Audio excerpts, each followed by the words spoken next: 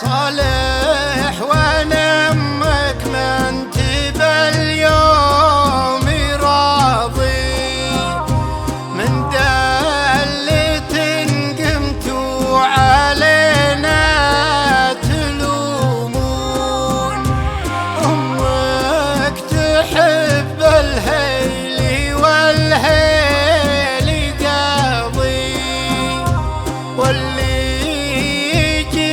الهيل بالقبر مدفون واللي يجيب الهيل بالقبر مدفون.